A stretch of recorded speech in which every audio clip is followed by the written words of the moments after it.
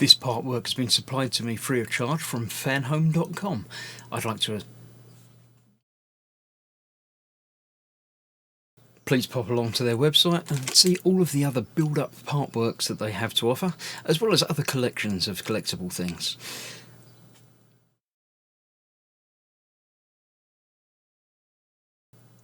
I would like to thank Fanhome for providing me with the artwork so I can produce these videos for your enjoyment and educational needs. If you'd like to build one of your own, pop along to fanhome.com. They're available in many countries worldwide. If you do want to build one, leave a note in the comments to let me know how you're getting on, and let me know how I'm getting on as well. I'd like feedback of all types. So thank you once more to Fanhome for providing me with this kit. I hope you enjoy the build. Let's get on with it.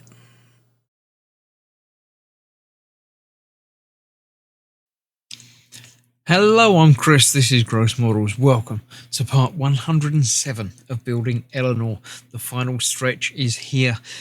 We are continuing with a part that we got last time, which is the roof inliner. We've got some parts to fit to it, and then we're going to put the car basically together.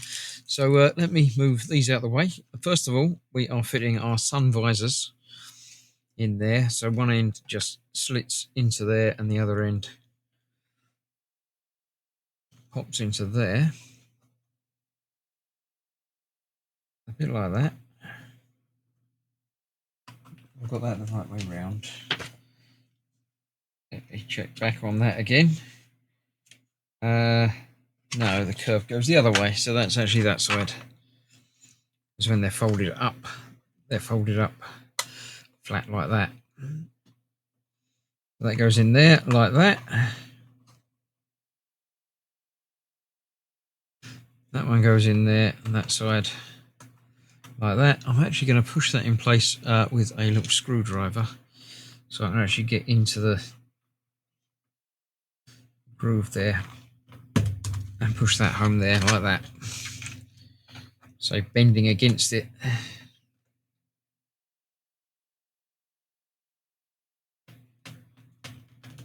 Nearly there.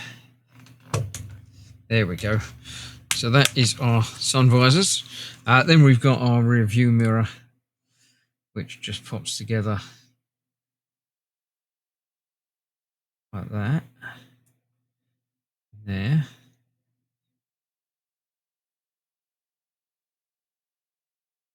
Being careful not to break anything at this late stage. There we go, that on there like that. And then that just goes on there. We're going to need a screw to hold that in place, I'm sure, because that's not going to hold in place on its own. Yes, the PS14 screw for that, which will be one of these, the teeny tiny one.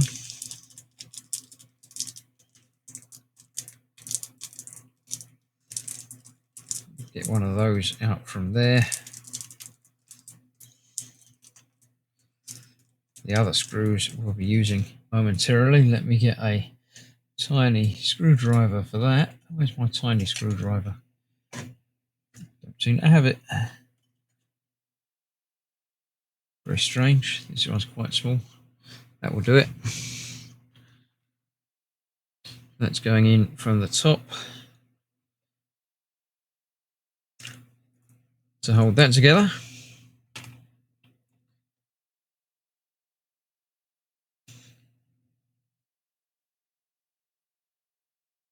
There we go. And then this whole assembly goes into our roof, which I have here. It's just pins that hold that in place. So that goes on there, get it lined up and push that home. So let me get that lined up and put that back where it should be.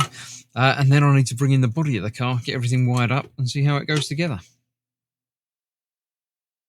Okay, I've added a touch of glue to that rear view mirror to hold that in place properly because it was a little bit loose. So I've got these 4 wires to plug in. Now the body itself is quite meaty, quite heavy. The chassis itself is quite light. So it's very strange. I'm not going to be able to show you all of this on camera because it's obviously unwieldy, huge, and a little bit tricky.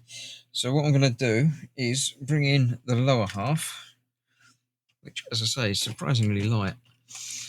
We've got 4 plugs that haven't got anything going into them, so they're all numbered. I've just got to label them up, match them up to the 4 on here, and play around with that. So that's the tricky bit, is getting it all done, lined up without the doors opening.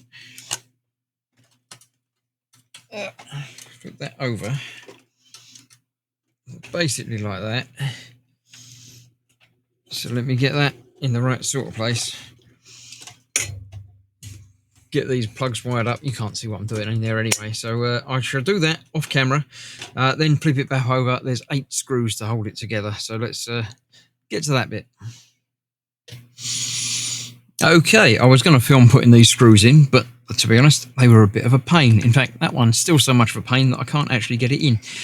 It seems to be where it should be, but it's just not biting on the thread. There seems to be a little bit of give there, but I'm going to leave it for now because there's another panel going on over the top anyway, which I'm sure is going to make everything settle in fine, and it's not going to be moved around anyway. I know this model's the steering's not engaged properly anyway, so it's the least of my worries, to be honest. But that's another issue done. So we've just got the rear end to finish off, which is the next 2 or 3 issues. So yeah, we're getting there. I'm happy with how it's coming together. So let me put it to one side for a minute, and next time we're starting on the rear end. So I'll see you for that very soon. Thanks for watching. Bye bye for now.